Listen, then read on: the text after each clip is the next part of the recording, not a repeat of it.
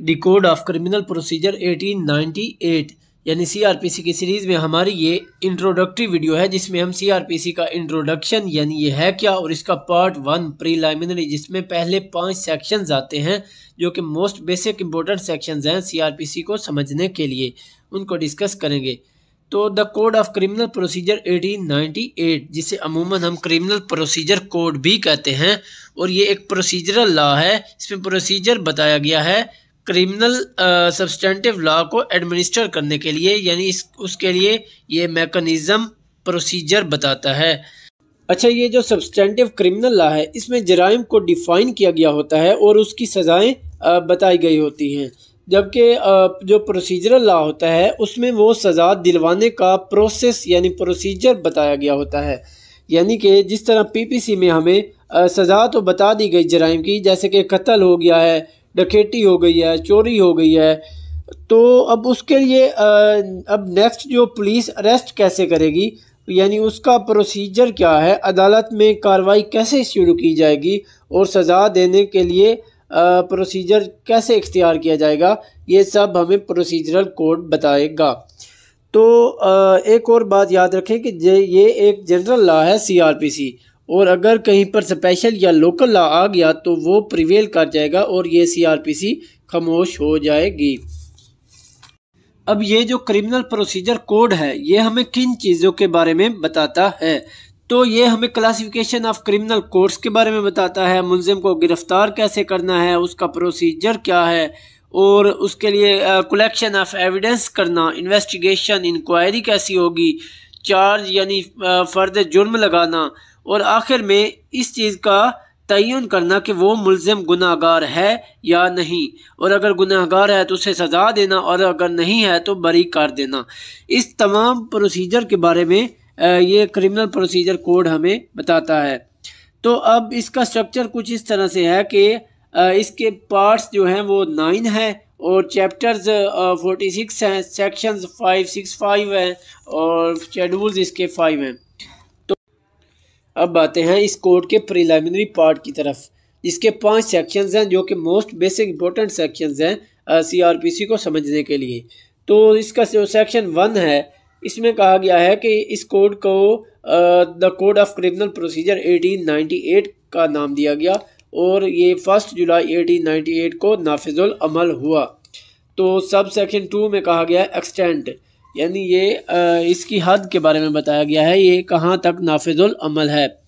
तो इसकी हद जो है वो पूरे पाकिस्तान में ये नाफिजुल अमल है, क्योंकि ये जनरल लॉ है। तो अगर कहीं पर कोई और स्पेशल या लोकल लॉ अगर आ गया तो वो प्रिवेल कर जाएगा, यानी वहाँ पर सीआरपीसी खामोश हो जाएगी और वो स्पेशल या लोकल लॉ एप्लीकेबल होगा।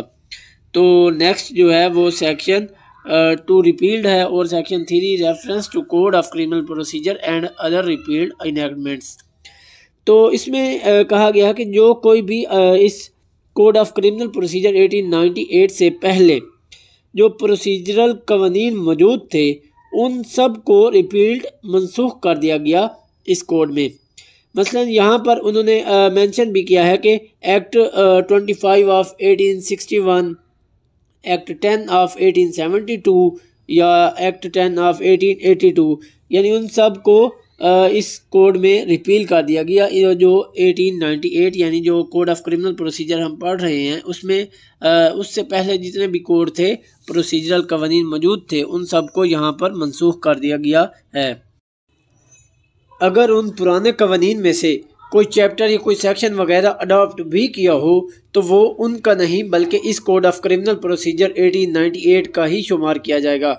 अब इसी तरह सब सेक्शन 2 में कहा गया कि जो इस कोड से पहले पुराने कवानीन में से जो ऑफिसर्स मजिस्ट्रेट की पावर एक्सरसाइज करते थे, जिनको सबऑर्डिनेट मजिस्ट्रेट फर्स्ट क्लास या सबऑर्डिनेट मजिस्ट्रेट सेकंड क्लास वगैरह कहा जाता था, तो इस कोड में अब उन्हें magistrate of first class, magistrate of second class और मजिस्ट्रेट ऑफ थर्ड क्लास का नाम दिया गया, यानी उनके नाम यहाँ पर चेंज कर दिए गए।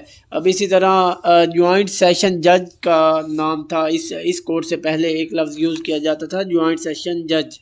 तो यहाँ पर उन्हें कहा गया एडिशनल सेशन जज, यानी जॉइंट सेशन जज को चेंज करके यहाँ पर एडिशनल सेशन जज का नाम दे दिया गया। तो अब सेक्शन 4 है डेफिनेशंस का। किसी भी कोड को समझने के लिए उसकी डेफिनेशंस का पता होना बहुत ज़रूरी है। डेफिनेशन क्लास वाला सेक्शन जो है मोस्ट इम्पोर्टेंट सेक्शन होता है, क्योंकि वो डेफिनेशंस उस कोड में बार बार रिपीट होकर आती हैं। तो इस सेक्शन 4 में कहा गया है कि in this code the following words and expressions have the following meanings unless a different intention appears from the subject और कंटेंट। यहाँ पर कहा गया है कि जो जिन अल्फाज और एक्सप्रेशंस को इस सेक्शन में डिफाइन किया गया है वो अल्फाज CRPC में जहाँ कहीं भी आएंगे उनका वही मतलब होगा जो यहाँ पर डिफाइन किया गया है। हाँ, अगर कोई ख़ास प्रोविजन कोई ख़ास सेक्शन में उन एक्सप्रेशंस को अलग से डिफ़ाइन किया गया है उस लफ्ज़ को, तो वो एज अ स्पेशल प्रोविजन इस जनरल प्रोविजन पर प्रिवेल कर जाएगी। तो अब चलते हैं डेफिनेशंस की तरफ। क्लास ए है एडवोकेट जनरल। ये सूबाई हुकूमत का प्रोविंशियल गवर्नमेंट यानी से अपॉइंट करती है और ये सूबाई हुकूमत का स्टांस अदालत में रखता है, यानी प्रोविंशियल गवर्नमेंट के इश्यूज़ या केसेस वगैरह जो होते हैं उनको डील करता है। ये सूबाई हुकूमत को असिस्टेंस प्रोवाइड करता है उनके लीगल इश्यूज़ में। मतलब सूबाई हुकूमत का जो मौक़िफ़ होता है वो अदालत में उनका जो लीगल मैटर्स होते हैं ये उनके बिहाफ पर उनका स्टांस अदालत में रखता है। और ये एक और बात यहाँ पर याद रखें कि ये पब्लिक प्रोसिक्यूटर से मुख्तलिफ है। पूरे सूबे में एक ही ऐसा शख्स होता है जिसे प्रोविंशियल गवर्नमेंट अपॉइंट करती है एज एन एडवोकेट जनरल। तो नेक्स्ट है बेलेबल ऑफेंस और non bailable offence. Bailable offence ऐसे जराइम जिसके सरजद होने के बाद लॉ आपको ये राइट देता है कि आपको बेल मिलनी चाहिए, तो आप इसमें bail as a right claim करते हो। जबकि नॉन बेलेबल ऑफेंस ऐसे जराइम जिनके सरजद होने के बाद आप bail as a right claim नहीं करते, बल्कि ये अदालती सवाबदीद है, अदालती डिस्क्रिशन है कि वो बेल दे या ना दे। तो अब इस क्लास में इधर कहा गया है कि CRPC के सेकंड शेड्यूल अगर आप देखें तो वहाँ पर बेलेबल और नॉट का कॉलम मिलेगा आपको, और अगर वहाँ पर जिन जराइम को बेलेबल डिक्लेयर किया गया है वो बेलेबल होंगे और जिनको नॉन बेलेबल डिक्लेयर किया गया है वो नॉन बेलेबल होंगे। तो नेक्स्ट है चार्ज। अब चार्ज यानी फर्द जुर्म। चार्ज जो फ्रेम करती है वो अदालत चार्ज फ्रेम करती है, फर्द जुर्म अदालत लगाती है। ये बेसिकली किसी भी मुल्ज़िम के ख़िलाफ़ प्रीसाइज फार्मूलेशन ऑफ एक्विजिशन होती है कि फ़लाँ दिन फ़लाँ जगह फ़लाँ जुर्म मुल्ज़िम से सरजद हुआ। अब नेक्स्ट है कॉग्निजेबल ऑफेंस। इसमें पुलिस बगैर किसी वारंट के किसी भी शख्स को किसी भी मुल्ज़िम को गिरफ़्तार कर सकती है ऑन रिसीविंग इंफॉर्मेशन। और साथ ही अगर क्लॉज N में अगर आप देखें तो नॉन कॉग्निजेबल ऑफेंस ऐसा जुर्म कि जिसमें पुलिस को किसी भी शख्स को गिरफ़्तार करने के लिए पहले वारंट की ज़रूरत पड़ती है, मजिस्ट्रेट से इजाज़त लेने की ज़रूरत पड़ती है, तब ही वो उस शख्स को गिरफ़्तार कर सकती है। इसके बाद आता है इस्तगासा कंप्लेंट। अब कंप्लेंट में यानी इस्तगासा में जो कोई भी शख्स किसी मजिस्ट्रेट के सामने ओरली या इन राइटिंग पेश करता है कि किसी मालूम शख्स ने या नामालूम शख्स ने जिसे वो जानता है या अशखास ने फ़लाँ जुर्म किया है, यानी वो मजिस्ट्रेट के सामने कंप्लेंट दायर करता है कि फ़लाँ शख्स ने फ़लाँ जुर्म सरजद किया है। लेकिन इसमें जो पुलिस रिपोर्ट मजिस्ट्रेट के सामने पेश की जाती है वो इस्तगासा में नहीं आती, ये याद रखिएगा। इसके बाद आता है हाई कोर्ट। हाई कोर्ट जो है ये सूबे की सबसे बड़ी अदालत है और इसके पास क्रिमिनल अपीलें और रिविजन्स वगैरह भी ये सुनती है, और इसके पास ओरिजिनल ट्रायल जुरिस्डिक्शन भी है। इसके बाद इंक्वायरी है। इंक्वायरी जो है ऐसी कोई भी कार्रवाई जो मजिस्ट्रेट या अदालत ट्रायल के अलावा कंडक्ट करती है उसे इंक्वायरी कहते हैं। इन्वेस्टिगेशन जो है ये पुलिस ऑफिसर या कोई भी ऐसा शख्स जो मजिस्ट्रेट की ऑथराइजेशन से, यानी मजिस्ट्रेट जिसे ऑथराइज़ करे कि वो इन्वेस्टिगेशन यानी तफ्तीश करे, और जिसका मकसद सिर्फ़ और सिर्फ कलेक्शन ऑफ एविडेंस होता है। जुडिशल प्रोसीडिंग से मुराद कोई भी अदालती प्रोसीडिंग जिसमें शहादतें और हलफ यानी ओथ वगैरह लिए जाते हैं। मजिस्ट्रेट जो है इससे मुराद इसमें कहा गया कि जुडिशल मजिस्ट्रेट और स्पेशल जुडिशल मजिस्ट्रेट जो कि सेक्शन 12 और 14 में अपॉइंट किए गए हैं CRPC के तहत, उससे मुराद भी ये मजिस्ट्रेट ही होता है। अब ऑफेंस है, ऑफेंस से मुराद कोई भी ऐसा एक्ट या ओमिशन जिसे लॉ पनिशेबल करार दे, डिक्लेयर करे, यानी कि लॉ किसी एक्ट या ओमिशन को कहता है कि ये ऑफेंस है तो वो ऑफेंस कहलाता है। Officer in charge of police station. अब जब थाने का इंचार्ज अब्सेंट है और बीमारी वगैरह की वजह से या मतलब किसी भी वजह से वो ड्यूटी पे अब्सेंट है, ड्यूटी नहीं दे सकता, तो अब उसके बाद जो नेक्स्ट रैंक पुलिस ऑफिसर है थाने में मौजूद है, यानी SHO के बाद जैसे कि सब इंस्पेक्टर होता है या फिर ASI होता है, उसके बाद तो जो भी नेक्स्ट रैंक ऑफिसर है वो officer in charge of the police station होगा, या फिर सूबाई हुकूमत किसी दूसरे पुलिस ऑफिसर को वो चार्ज दे तो वो officer in charge of the police station declare होगा। लेकिन हाँ, ये इसमें ये बात कही गई है कि वो जो कांस्टेबल होता है वो officer in charge of the police station नहीं बन सकता। अब इसके बाद आती है प्लेस में कोई घर आ गया, कोई बिल्डिंग आ गई, कोई खैमा आ गया, या कोई दरियाई जगह यानी कि दरियाई इलाका आ गया, इसमें वो भी प्लेस में आता है। प्लीडर जो है, प्लीडर कोई भी ऐसा शख्स जिसे लॉ ऑथराइज करे कि वो कोई भी ऐसा एडवोकेट, वकील, अटॉर्नी या अटॉर्नी ऑफ हाई कोर्ट जिसे लॉ ऑथराइज करे कि वो कोर्ट में केस रिप्रेजेंट कर सकता है और प्रैक्टिस कर सकता है, उसे प्लीडर कहते हैं। उसके बाद है पुलिस स्टेशन। पुलिस स्टेशन जो है ये कोई भी ऐसी जगह जिसे सूबाई हुकूमत पुलिस स्टेशन डिक्लेयर कर दे, यानी कि वो सूबाई हुकूमत पुलिस स्टेशन के लिए उस लोकेशन को डिक्लेयर कर दे कि ये फ़लाँ जगह पुलिस स्टेशन है बाकायदा नोटिफिकेशन के ज़रिए, और उस जो पुलिस स्टेशन है इसके लिए वो लोकल एरिया को भी सेलेक्ट कर सकती है, लोकल एरिया को भी पुलिस स्टेशन डिक्लेयर कर सकती है। जिस तरह के रेंट वगैरह पर वो बिल्डिंग ले लेते हैं और उसे वो police station declare provincial government कर देती है। नेक्स्ट है पब्लिक प्रोसिक्यूटर।